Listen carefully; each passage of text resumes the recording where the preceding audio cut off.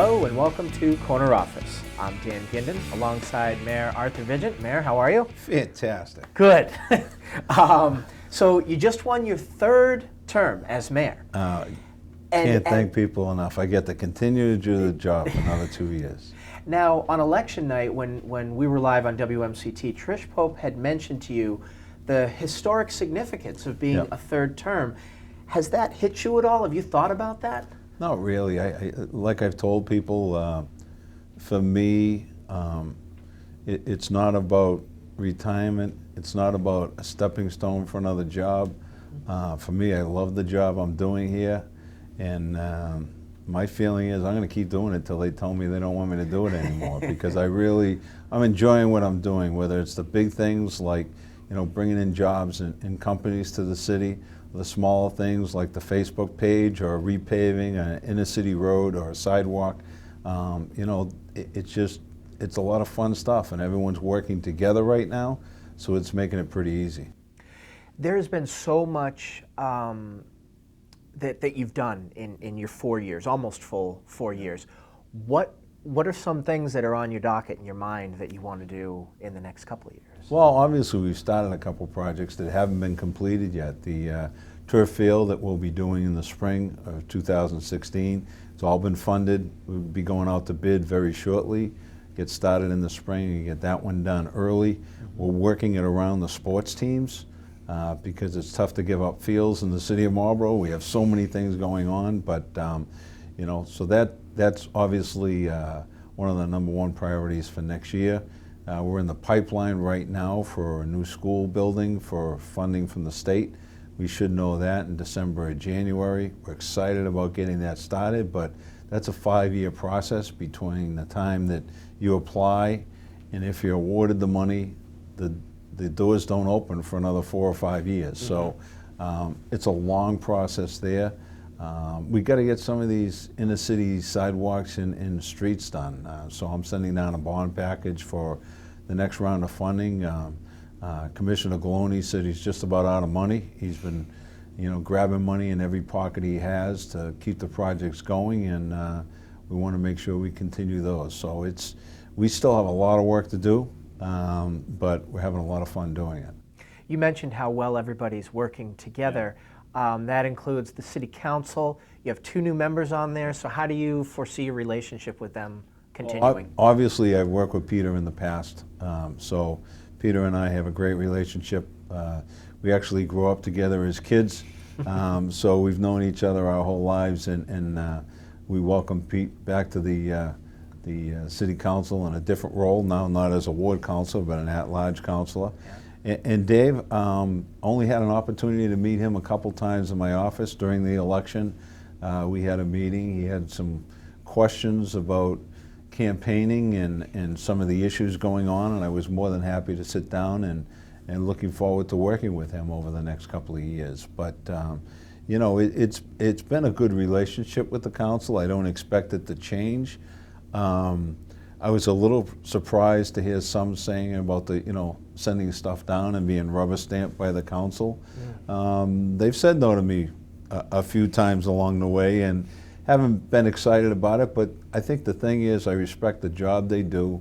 I did it for so long myself that I can, fold my sleeping bag up, come back upstairs and grab the next folder and the next project and bring it back down and not dwell on something they do say no to. It's important to keep that relationship and working together on it.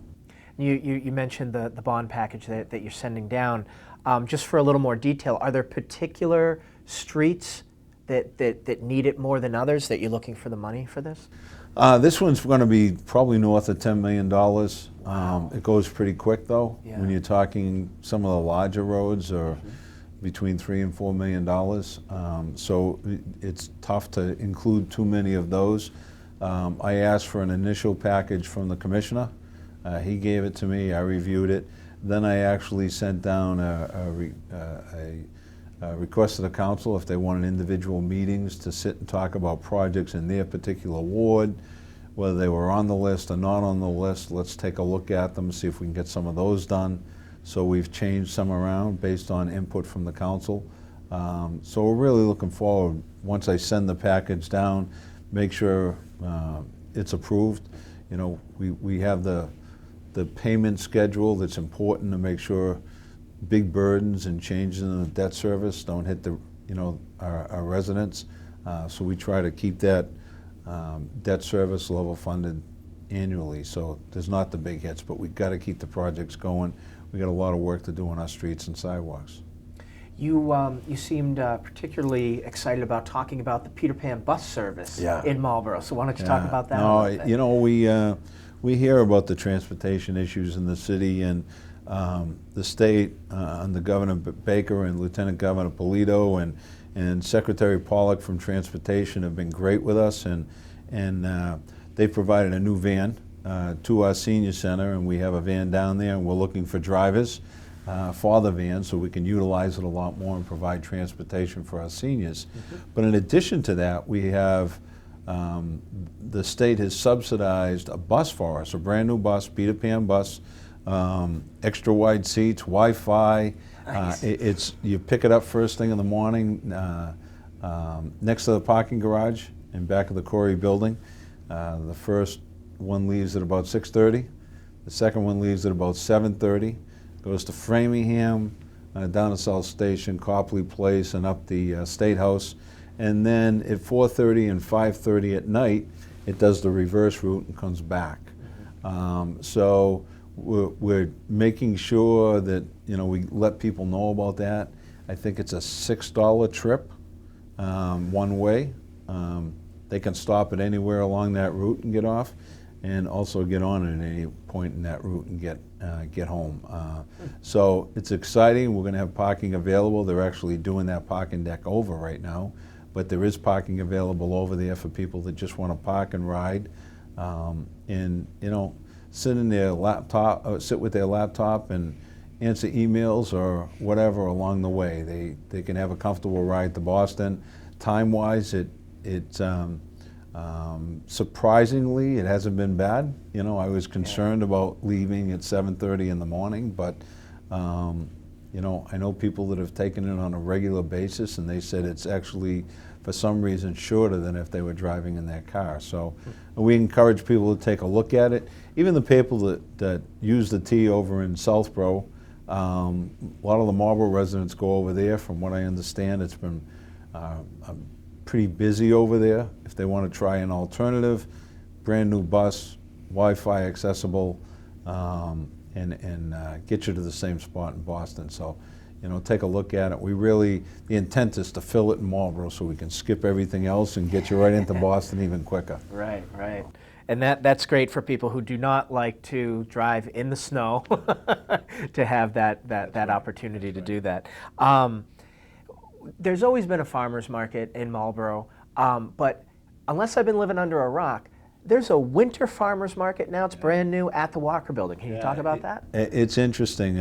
Kathleen Liberty, our new health director, came in and approached me midsummer, actually probably late summer, and said, I'd like to start a farmer's market. I said, well, that's great. You know, let's work on it. We'll get it going, and probably next spring we'll be ready to go. She said, no, I want to start it like now. And I said, okay. I said, you're going to be able to find people. You know, it's late in the season. We're going to be able to find people, and the only available day was Sunday, and I was concerned about Sunday, but I said, this is yours, and be glad to support it. So we had anywhere from 7 to 10 vendors every Sunday down in the parking lot at the corner of Main Street. You know, apples and soaps and meats and bakery goods and herbs, and it was just, it really was a great mix, and people were traveling good distances to get here and be down here. And I went a few times and picked up most of my apples there this year. So one of the vendors approached me and said, have you considered a winter farmer's market? And basically said, what is a winter farmer's market, you know? and so I went back to Kathleen and said, hey, they approached me about doing a winter farmer's market. Can we continue it? So she jumped on board. She has vendors lined up.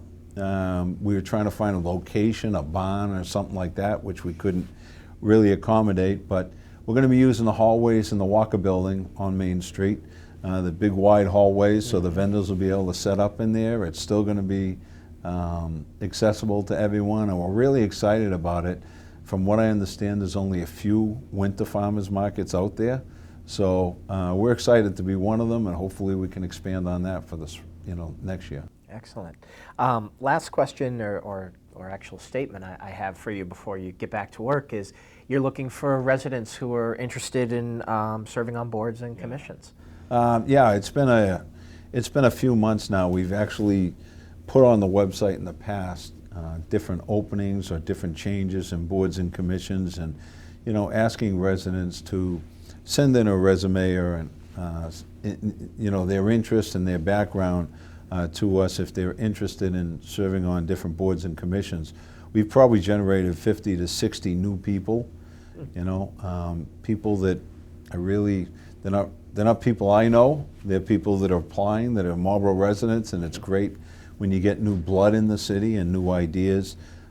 So we are looking for another round of candidates for different boards and commissions, and in particular the Historic Commission or the Planning Board or the ZBA or any of the boards or commissions that people might have interest in.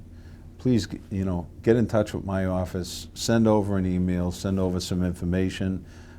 We do, want to fill some of these boards. There are some vacancies.